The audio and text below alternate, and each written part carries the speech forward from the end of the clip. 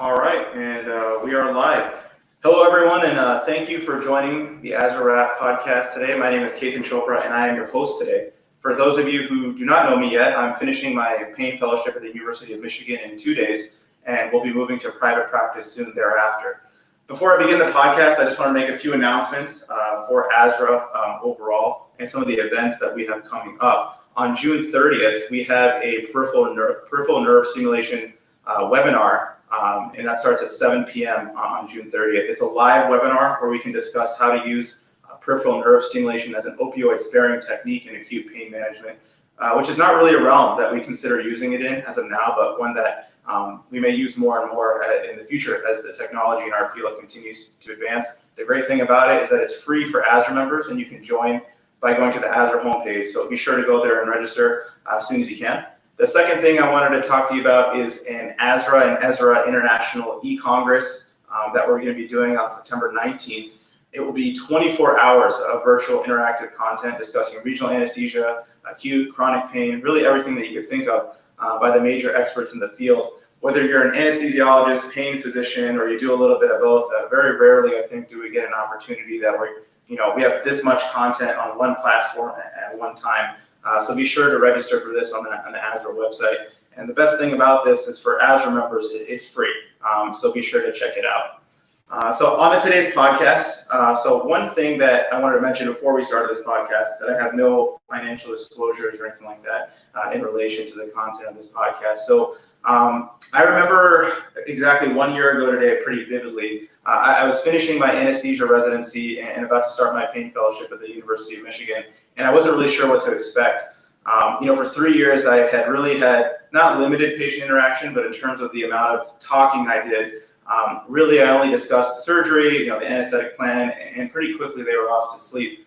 So it had been a long time since I, really worked in a clinic setting or did any type of pain procedure.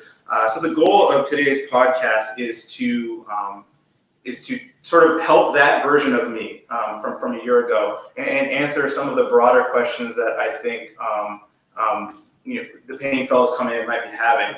And we can start a discussion, and that can be carried out in the live chat that we have today through the podcast, or it can be carried on over time through our social media accounts. And like I said, the reason I chose to do this was because I wish that version of me 1 year ago had what we're doing today. And I have four amazing guests today. The first of which, he's a board-certified interventional pain physician and anesthesiologist. He is the University of Michigan's Pain Medicine Program Director, and he's also my Program Director, and he will be for at least 2 more days. So I would like to welcome you all to Dr. Gidars Gomezai. How are you doing today, sir? Great. Thank you so much for having me on, Ketan, and congratulations on virtually being done. Yeah, for 2 more days. So the first thing I wanted to talk about is the first 3 months of a pain fellowship can be pretty challenging. It's in the sense that we do have board exams that we need to study for. Maybe we're moving, cross country, and it's hard to really, get right into into things to start off. As a program director, what exactly, would you expect from a fellow, let's say in the first quarter of their fellowship? I don't have any, personally, I don't have any set expectations of an incoming fellow outside of, just having a fellow who is engaged, inquisitive, striving to learn. I mean, it's a pretty long journey to make it to a pain fellowship. And my expectations are of someone that has kind of climbed that mountain to get there, to be really involved. And that really, it goes beyond the first quarter. It's kind of what I expect of the fellow throughout the year that they're with us. I think if the fellow comes in with that mentality, I'm going to work, I'm going to ask questions, I'm going to be involved, I'm going to get as much as I can out of this, then that's where the program steps in to nurture that and really provide the foundation to foster some of that growth that should occur. So no formal expectations. I see a lot, and I get asked a lot of questions. What do I read, and how do I prepare, and how many blocks should I do?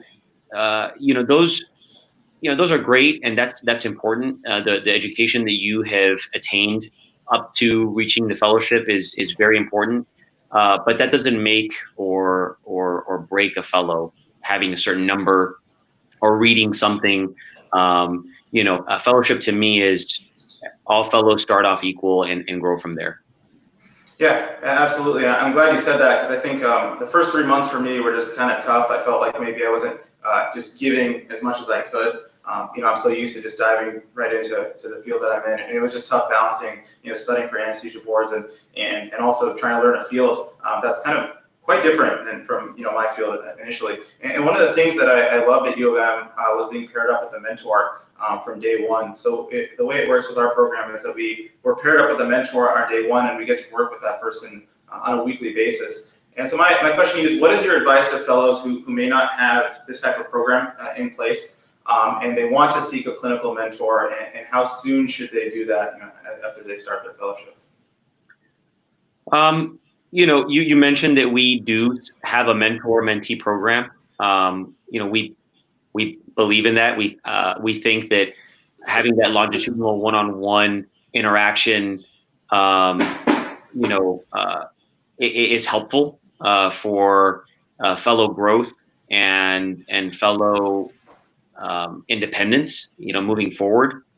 I think whether you get assigned a mentor or someone is not given to you, I think that'll come with time. You've made it to this point. You've made it to fellowship, and I think that if you don't have one, there's no rush to finding one. Medical school is done. You've done your internship. You've done your residency. Now you're in fellowship. I think you've made it here. The program that you've interviewed, it's a mutual wanting to be there, so to speak. And it's great. If you come in, you walk in with an interest, you have something that you're passionate about, and that the program you're going to join has that person, along that has those same interests, great. Meet up with them, talk to them, open up that dialogue. And most faculty across specialties, not just in pain medicine, will be more than willing and happy to foster that. Great. Yeah. Yeah, but if you don't, it's fine too. No worries. I don't think there's a timeline. I don't think like, I don't have a mentor in 3 months. What do I do now? Where do I go now? Take your time, figure it out slowly, see who aligns with you, and then approach them. Yeah, and I think even if you don't have an established mentor necessarily in fellowship, even having it in your practice afterwards, joining a practice with a senior faculty and things like that, you can establish a mentor that way. And the one thing I like about having a mentor overall is just getting sort of weekly or even monthly feedback on growth. And it's always, as a trainee, it's hard to know whether you're getting better or really where you need to be at.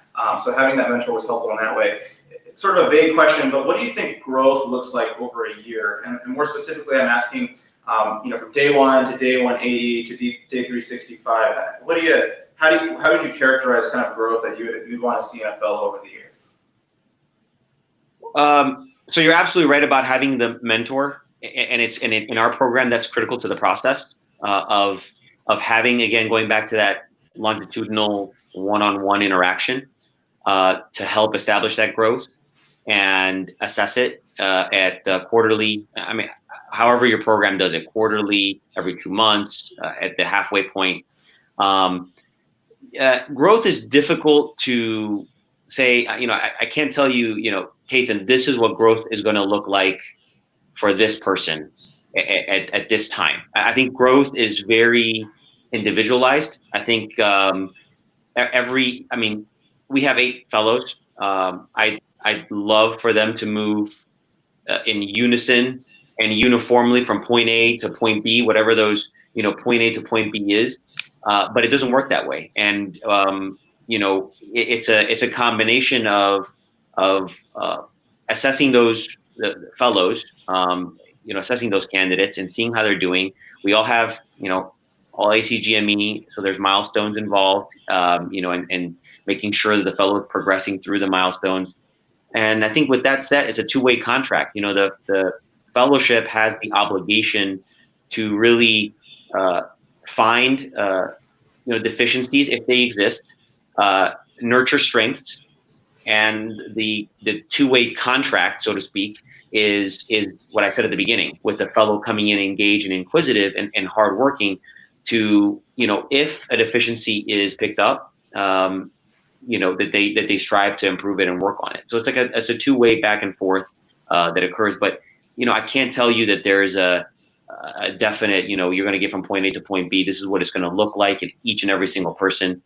Every year I have 8 fellows, and for the most part, it's 8 separate trajectories, none of which are wrong, and all of them which the fellow gets from point A to point B by the time it's done. Absolutely. And beyond that, year, if there might be some fellows right now that are still possibly looking for jobs, maybe taking a little bit of a break, or applying fellows that are looking, into the future. And what do you think is the biggest challenge today after finishing a fellowship and moving into the, quote unquote, real world as a pain physician? I think different forums have talked about a lot of the challenges. I think it's difficult to point to one.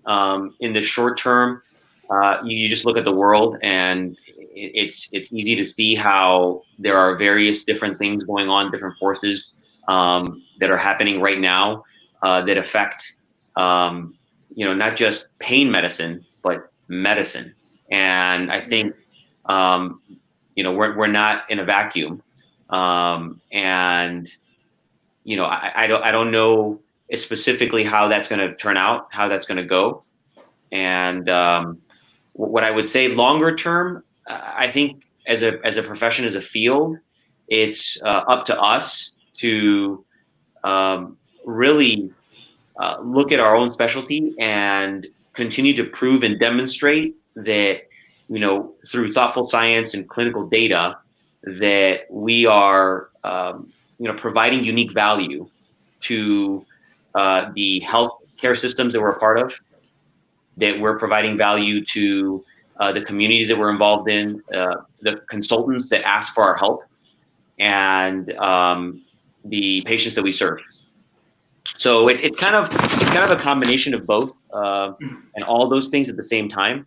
I don't think it's anything specific, and so I think moving forward, those are going to be some of the things that we're going to face as a specialty.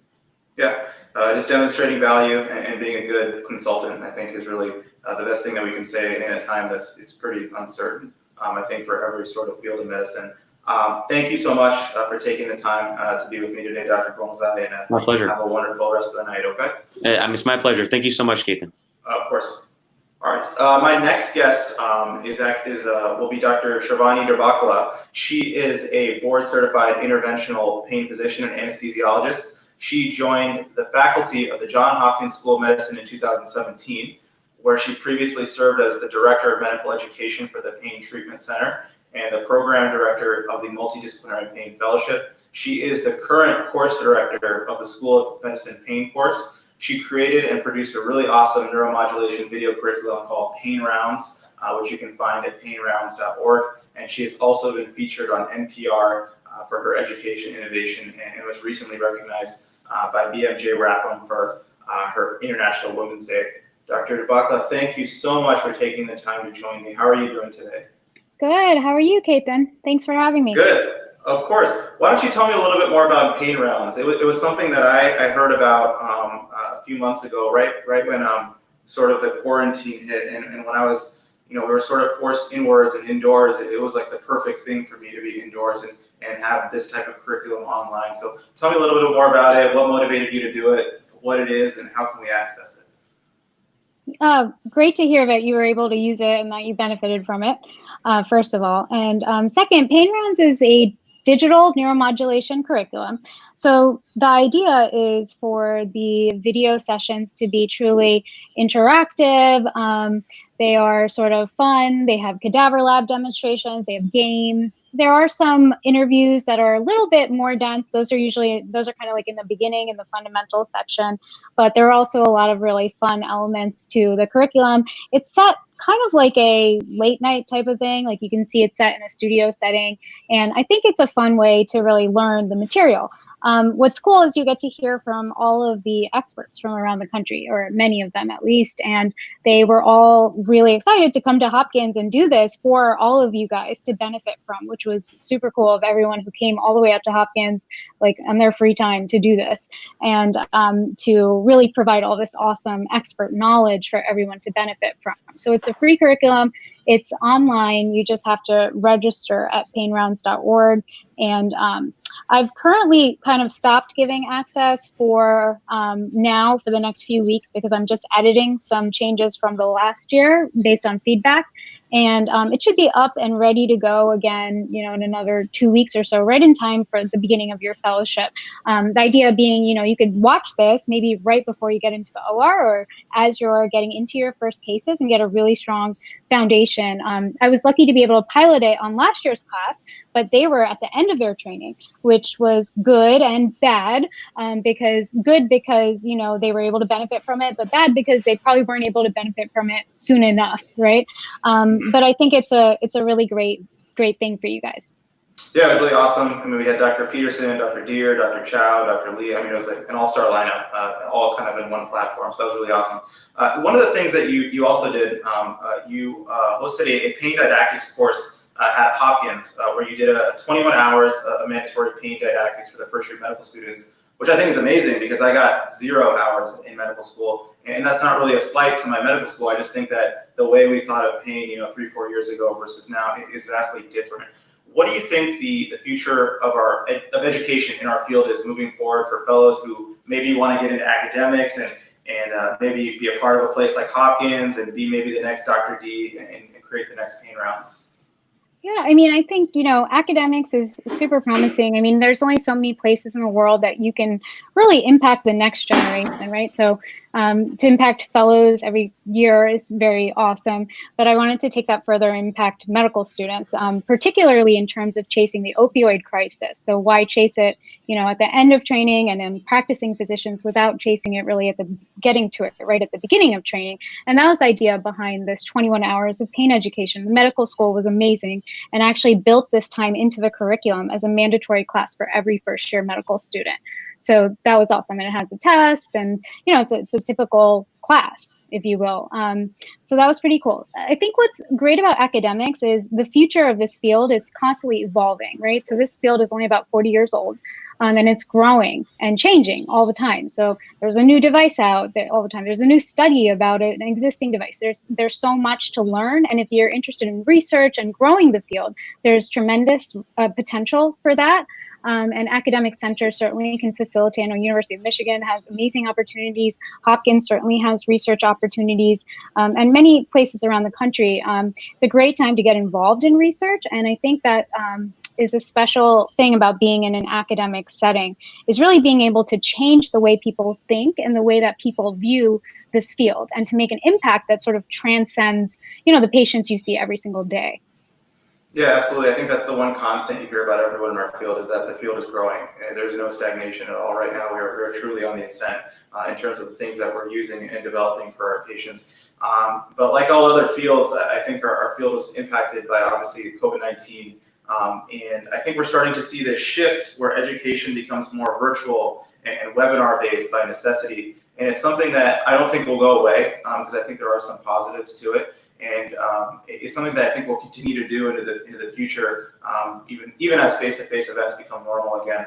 What do you think we should anticipate as fellows as we turn the page into this decade that's marked with this element of uncertainty?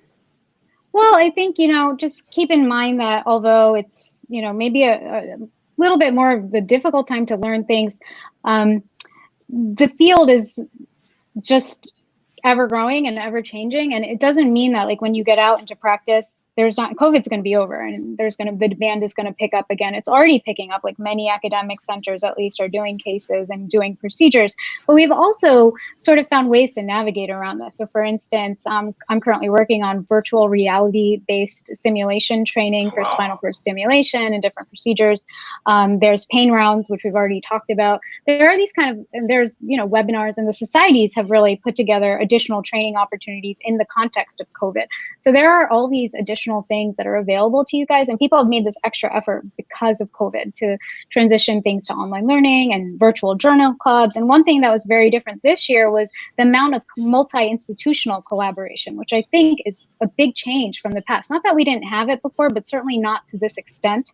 So we, University of Washington, Brigham, and Hopkins, and a few other places, University of Chicago, I think was involved, put together like a pain homeschool program that was every day at noon. There was like either a journal club or a lecture or different things that were happening. There was Jeopardy, all these different elements that were put together for like a pain homeschool. We've never had that kind of like, multi-institutional collaboration on a daily basis. So there's really opportunity here to learn from more than just your own faculty. And I think there are some real benefits to this experience. Yeah, I think that with collaboration, content evolves, and we can all learn from each other. There's no need to be, fractionated or anything like that. And I think in regards to content, what we're learning overall in fellowship is changing too.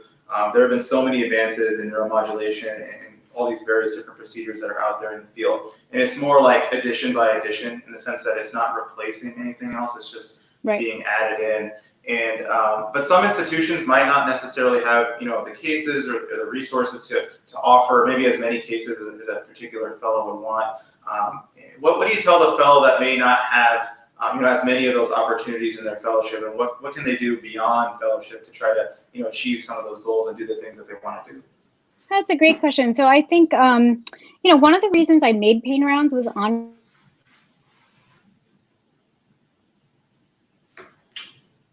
I think might have lost her audio there. Can you hear me now? Okay, you're back. Yes, great. Okay. So there are a lot of resources that are available, right? So that was one of the reasons I created pain rounds. But beyond that, it's really this pain network expands beyond your institution.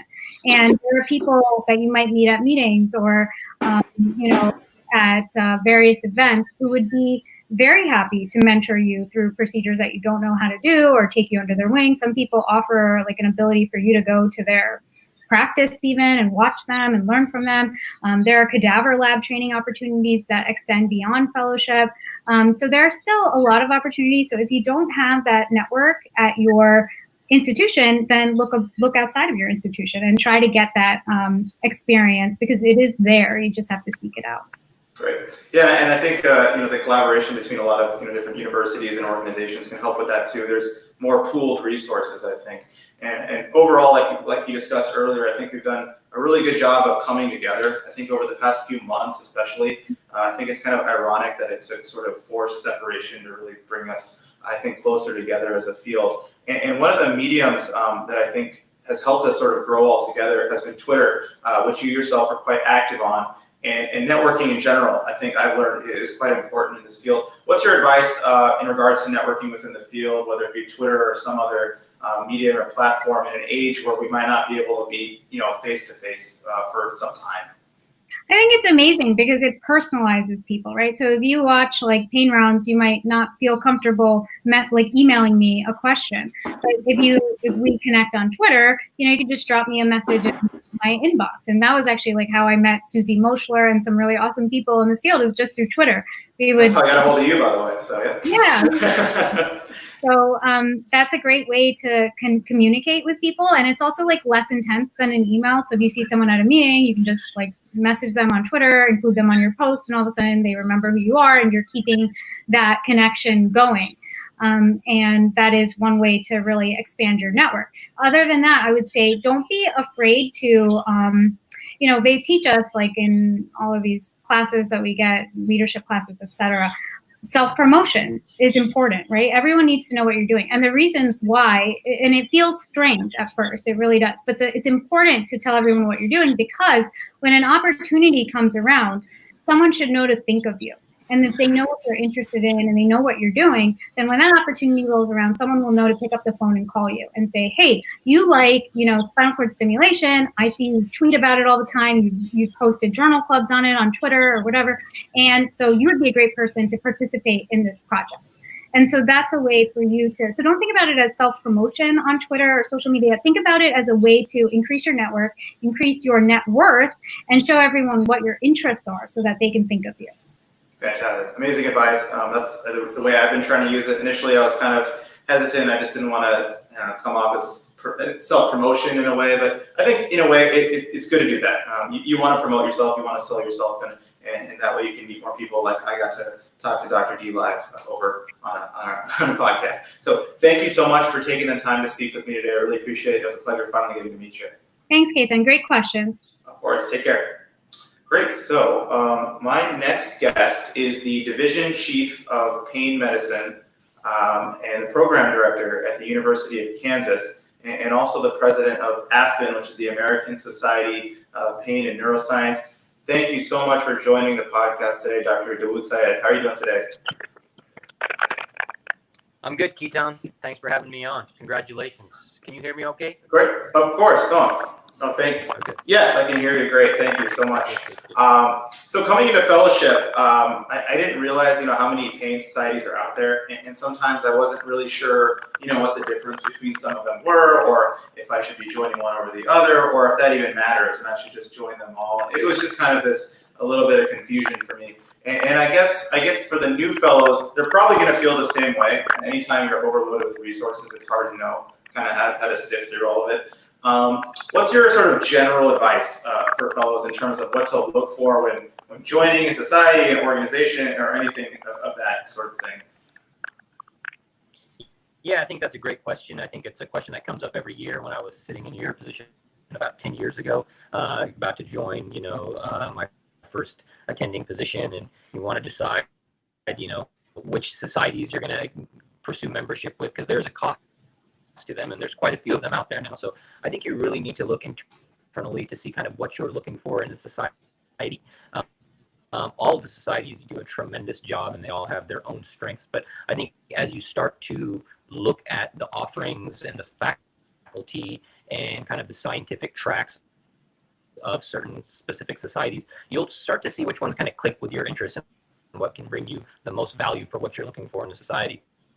Sometimes it's even good to branch out and join a society that's not even in your specialty. We all kind of get focused on just joining pain societies as pain specialists, but joining a spine society such as NASS or other kind of things that are outside of our wheelhouse are also can be very valuable and bring you really good insight into kind of how our specialty works with all these other specialties. So for me, I'm part of many of the societies.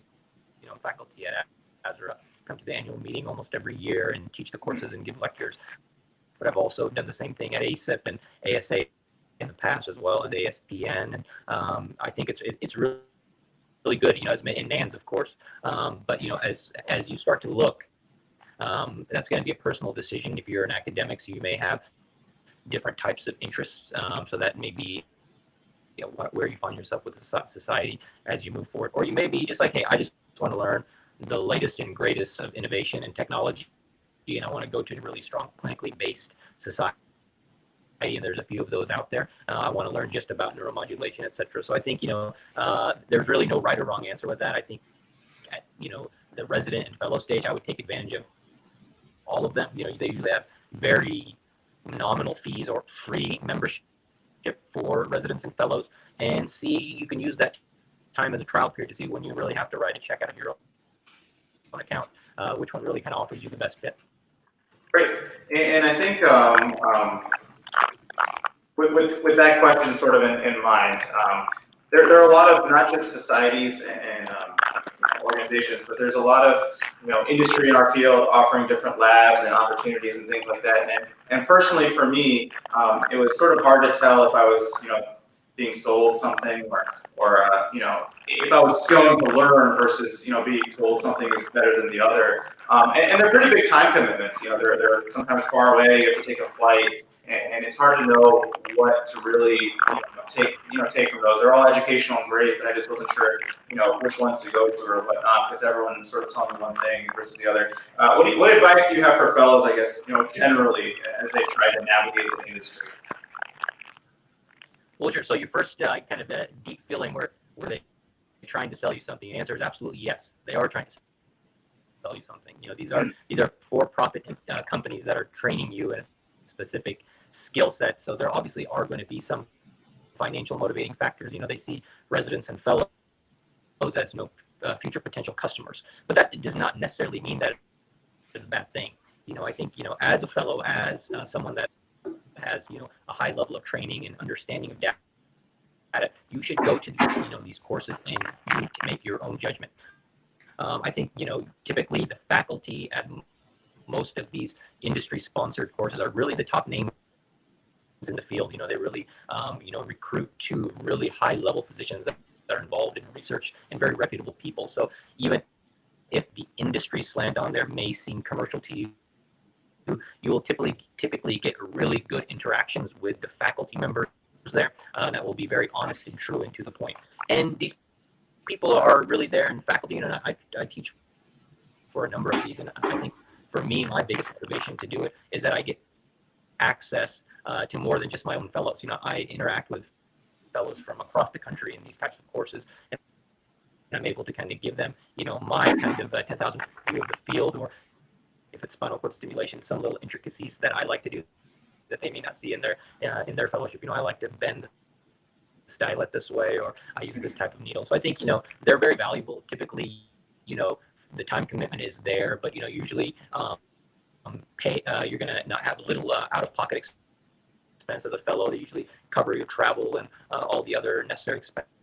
So I think hopefully as we get out of this COVID environment and fellows are able to travel and are able to do these courses, I encourage fellows to pursue those, because I personally, I learned a lot. I didn't do as much neuromodulation as I really wanted to in my fellowship. So with the hands-on component, being able to kind of bend the ear of expert people across the country, they provide a lot of it. I think that they fill a big gap that many fellows experience, where I didn't do enough stems, I didn't do enough implants, so you can get that hands-on exposure through these courses. Great. Yeah, I think it's tough to really fit everything into a year. I mean, it flies by really quick, and being able to go to different courses, things like that is very helpful. A question more on the fellowship side. One question I got a few times was, and it's sort of it's a tough question to answer because I don't think there's a really right answer. But I've had people ask me, how long do you think it takes to become proficient in procedures during fellowship, or at least feel comfortable? My personal thought was that I still feel sometimes like there are certain procedures that I'm not like 100% slam dunk, and as faculty, I assume over time I'll feel a lot more comfortable. But we do have a lot of procedures, so it's sort of a tough question to answer. But how would you answer that fellow who comes to you and says, how long do you think it'll take before I feel good about what I'm doing? That's a great question. Again, it's going to be individualized to that person, he or she, and where they train. But I can tell you, no fellow is completely comfortable when they get out. If they are, they're not looking at. They're dangerous, probably, if they think they're fully comfortable. If I look at, and our field continues to evolve. So the other advice I give to fellows as you're getting out, don't be overly concerned if you didn't do this many procedures, A, B, or C. The field continues to evolve. The things that I do today, such as tumor ablations and minimally invasive SI fusions and lumbar fusions, those types of things, I didn't learn those in my fellowship. They were not even around back then. So again, what's important that you learn are the basic skills to diagnose, interpret imaging, use fluoroscopic navigational skills or ultrasound, and then apply those as you continue to learn. And your learning doesn't stop. And I think you'll be surprised how much better you are when there's not someone peering over your shoulder that that's safe blanket. One that if you struggle for more than 30 seconds, like with my fellows, I'm taking the needle away. too, it's kind of that the buck stops with you in a few weeks there. So if you can't get that needle in, if you can't get that lead to thread where it is, the procedure's over, no one's going to bail you out. That feeling makes you better, knowing that the buck stops with me. You will plan better, and I think fellowship number 2 is that first year out on your own, where you really learn quite a bit. The amount of learning that you do on the job on your own in that first year is really critical as well. Great. Yeah, that's good to hear, because I feel the same way. I've heard that statement before, that your first year in practice is like your second year of fellowship almost, because you're right, there is no one over your shoulder. It's just a wall. It's just you in there. One last thing I wanted to discuss with you, and I wanted to talk about this because I think it's a really great, awesome cause. Aspen, along with the Pacific Spine and Pain Society, started a COVID-19 support fund through the Ironman Foundation. Can you tell us a little bit more about how that got started and how people can donate to this great cause? Yeah, so thanks for bringing that up. I think, as we found that the economic hardship brought on by the COVID pandemic has been significant. Early on, we were challenged with getting personal protective equipment to medical professionals and other types of resources. But now there's a lot of financial assistance that really needs to be given to people that have been hit hard by that. So again, what we're doing, we've teamed with the Ironman Foundation, along with other societies, PSPS that you had named, to raise funds, and we've at this point raised over, I believe, $30,000 that's going to be designated to all sorts of variable initiatives through the COVID pandemic. It can be easily found online through the Aspen website to donate money, and I think this is really not an industry or a society specific thing. This is really just kind of help all the people that have really been challenged with this. Great. Yeah, and I think it's a cause that we can all get on board with, and I think it crosses kind of all, affiliations and society sort of, guidelines and things like that. But thank you so much for taking the time to be with me today. I really appreciate it, and I think all the incoming fellows appreciate you coming on today. Have a great rest of the evening, all right? Thanks, my man. Congratulations. And you're a good dresser. I have thank you. I put it on just to mess with you, and I saw you. I'm sure it looks better on you, but thank you so much. Appreciate it. Take care. All right. So our next guest and our last guest for the evening is the chief of the Pain Medicine Division and the program director of the Multidisciplinary Pain Medicine Fellowship at the University of Florida. He is also the president of the Association of Pain Program Directors, which represents the pain program directors in the country. He is Dr. Rene Proscora. How are you doing today, sir? Thank you so much for coming on. Hi, Keaton. Thanks for the opportunity. We're doing pretty well here down in Florida. We're nice weather, and I appreciate the opportunity. No, thank you. So I really appreciate having you on because it's a good time for me to pick your brain as well. So just to start, I think a year is a really short time for a pain fellowship, especially for all the things that we're doing and the way that the field is growing.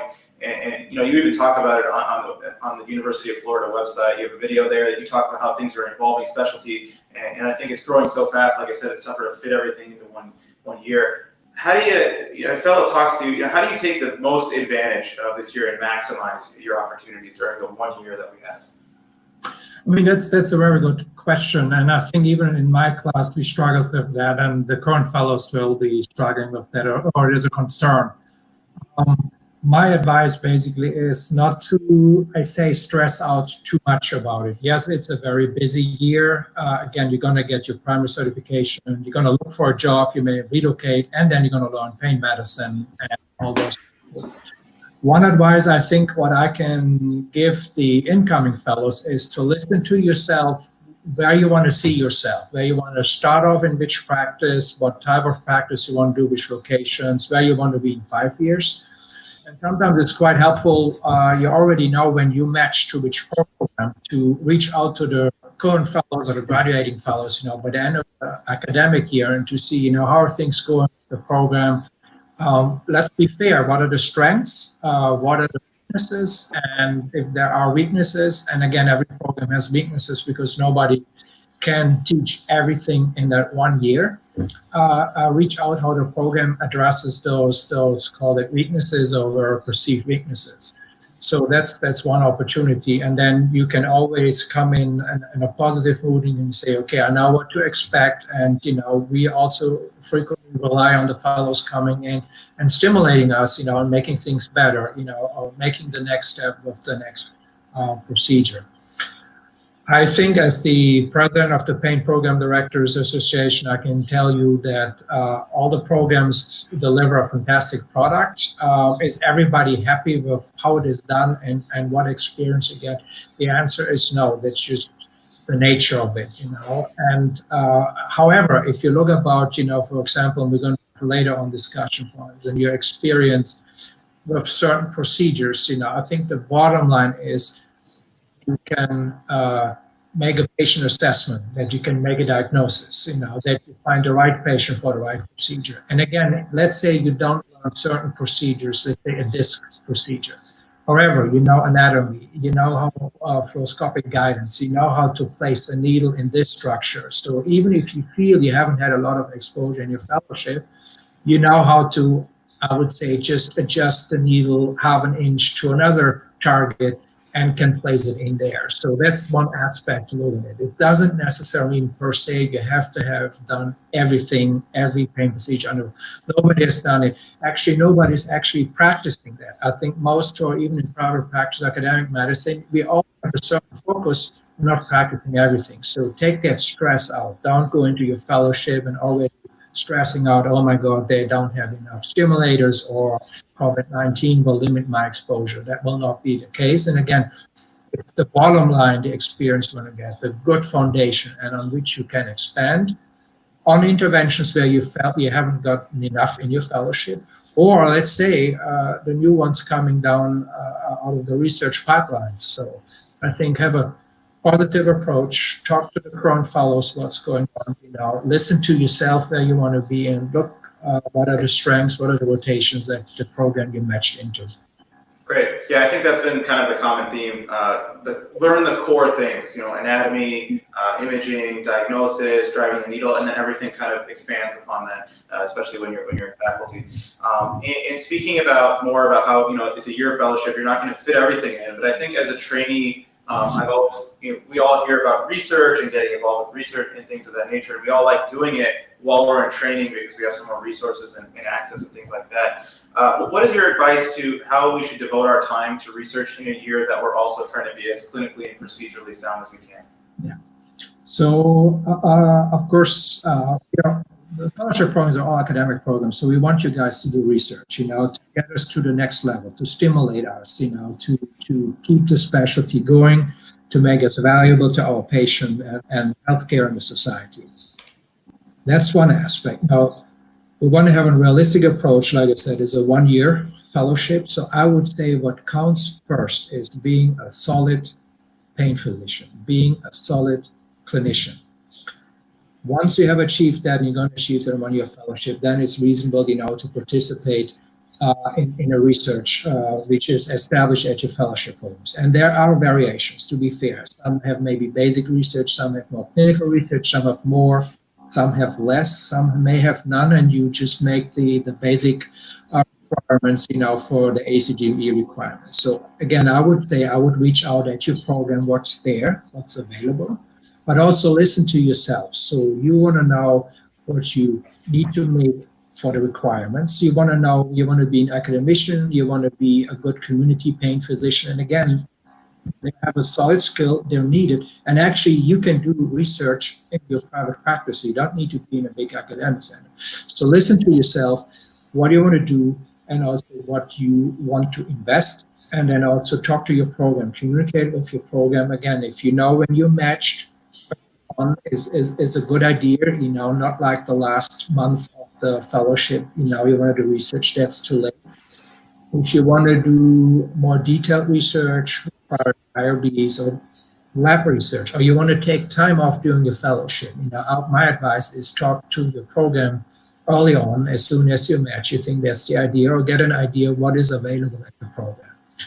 So because from our fellowship, I would say we have opportunities, again, from basic to clinical. Most prefer the clinical and, of course, want to be sound clinicians.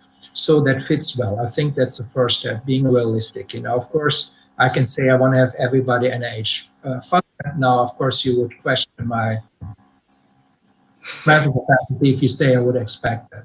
So again, a realistic approach to things which are there.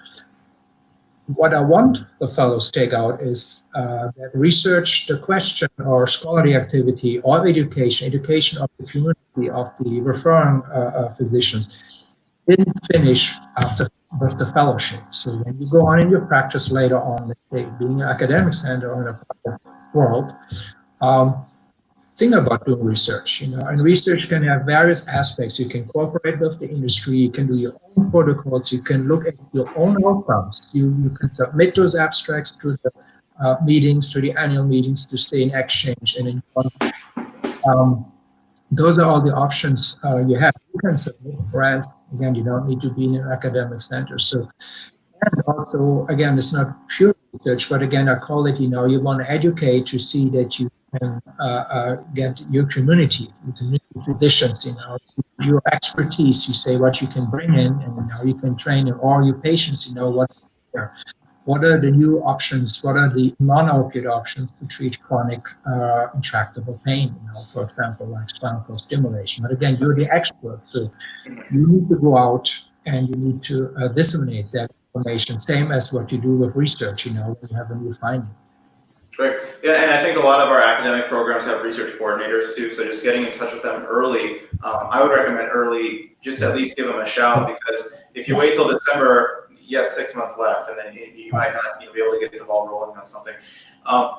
One thing that I've noticed in our field, as our field continues to grow, I even look at University of Florida. We're starting to accept, residents from all types of, backgrounds: anesthesia, podiatry, ER, neurology, psychiatry. I think that's awesome. And we may have people from those specialties listening today. And is there anything that, people from each of those paths, or some general advice that you can give from, all these walks of life that come into our field that might help them from their training in their fellowship? Yes.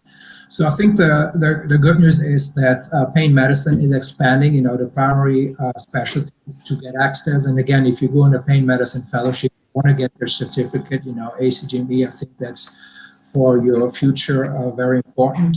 And we, for example, we trained ER physicians, we trained neurologists and psychiatrists, and we had anesthesiologists in our training program.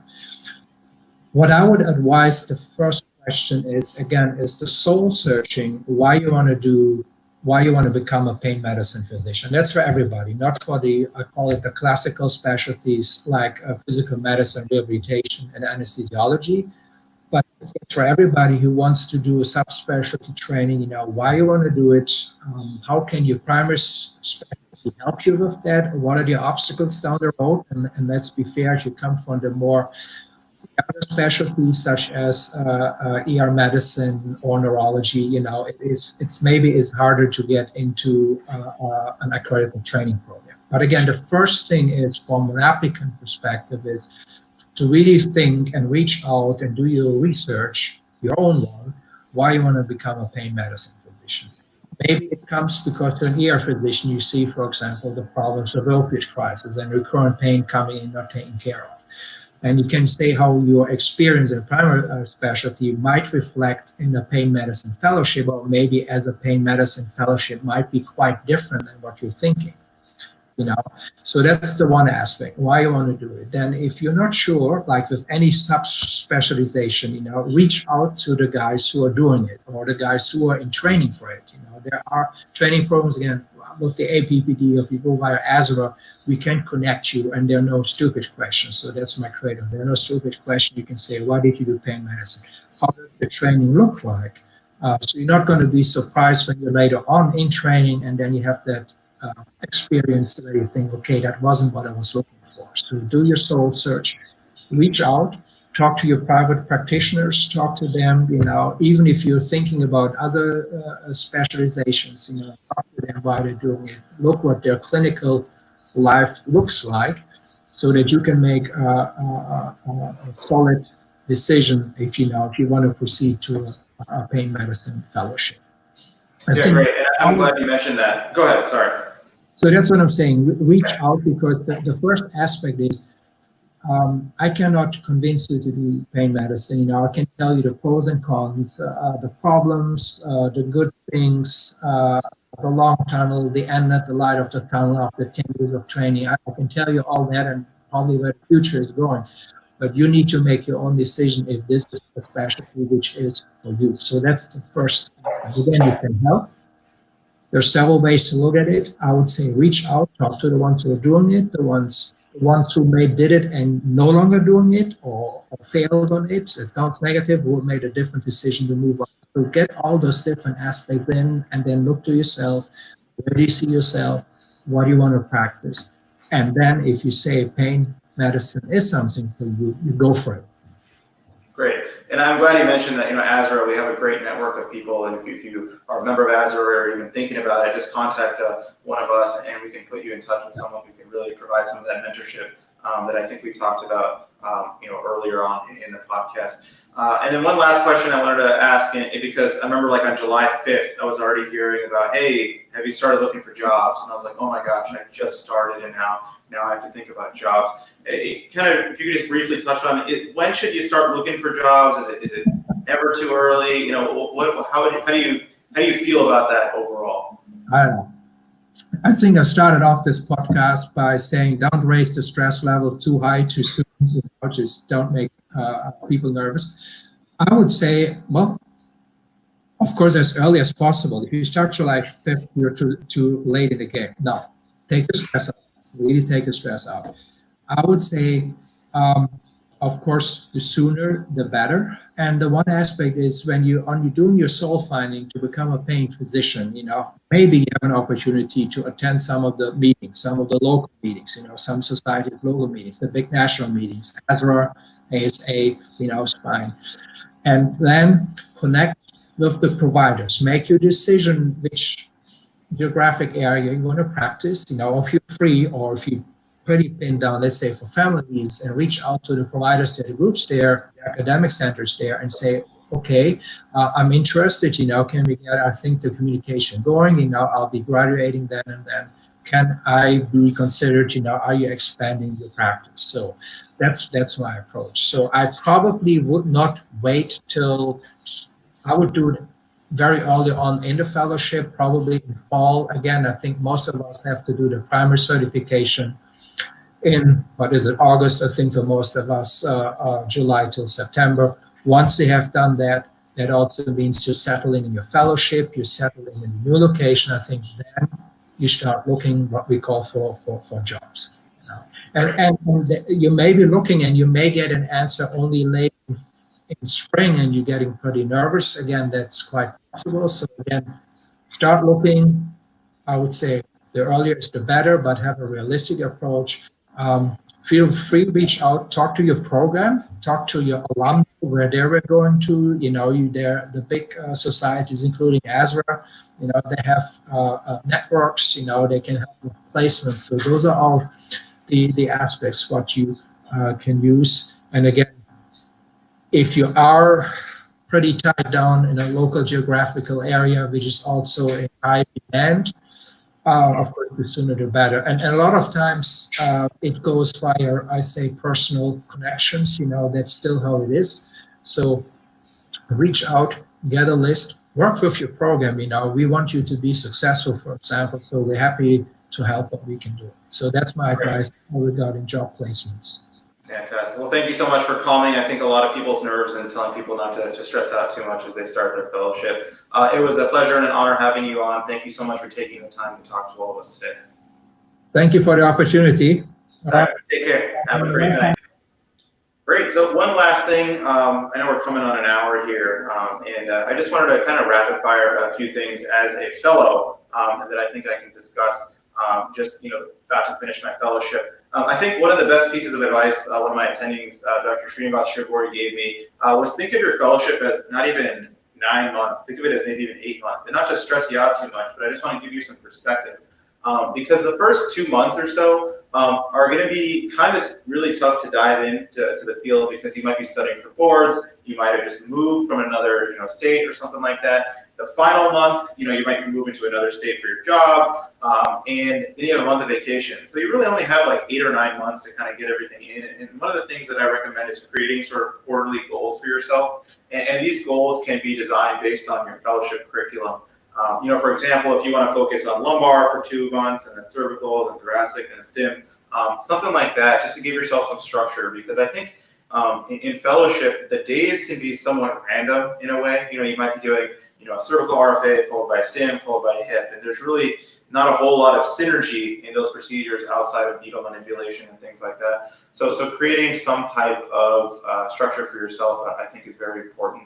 One of the questions that I got is, what textbooks do you recommend using? For procedures, I recommend this one, the Atlas of Image-Guided Spinal Procedures by Michael B. Furman. It's a pretty common book that's used out there. It goes over fluoro procedures in a very easy to follow way. There's really great drawings of the anatomy, so that, oftentimes when I first started, I was like, what in the world am I looking at with a fluoro image? And this book does a great job of drawing things out so you can visualize what you're really seeing in real time. And then also the new edition talks a little bit about ultrasound procedures and things like that. For actual content outside of the procedures, there is this book by Benzin, Rathmel, Wu, Turk, Argoff, and Hurley. It's called The Practical Management of Pain. It's not too dense or anything like that. I thought it was quite helpful just for content and studying for boards and things like that. So those are the 2 books that I thought were really great. And but obviously, talk to your fellowship.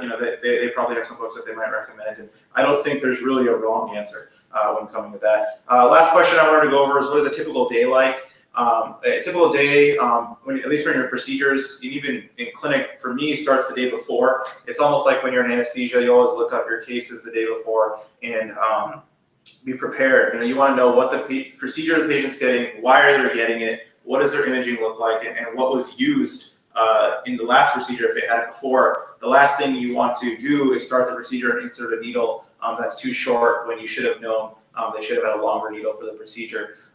Looking at the imaging is very important. You're going to get told that over and over, and you're not going to realize how important it is because you're going to think, oh, like there's a radiology read. Like, why do I need to read this myself? And I have no idea what I'm seeing versus what a radiologist saw. But ultimately, the onus is on you to learn how to read images and learn how to read the MRI, because you are going to put the needle in that patient. And if there's something on the MRI that wasn't mentioned or casually glossed over and then a complication happens, it's on you. So you want to be able to just rely on yourself for that. And in terms of clinic, I'd also look the night before just to see if there was any interesting patients, because you want to learn as much as you can from your clinic days as well, and see, you want to get the best out of that day. You don't want to just go in a clinic, clock in and clock out. You want to learn exactly the best things that you can. I got a comment on what was the first book that I showed. The book that I showed was the Atlas of Image-Guided Spinal Procedures by Michael B. Furman. Excellent book. I loved it. I recommend it for everybody. Thank you all for taking the time to be with me today and to be with all my amazing guests today. I want to thank all my guests and especially all of you, the viewers, for taking the time to join me today. My Twitter is, and I will put it up for you, K Chopra MD. Feel free to tweet at me with questions, send me messages, whatever you want to do, because I'm here for you and I'm here to help. Not only my current generation of physicians, but the future ones as well. Take care and have a great evening.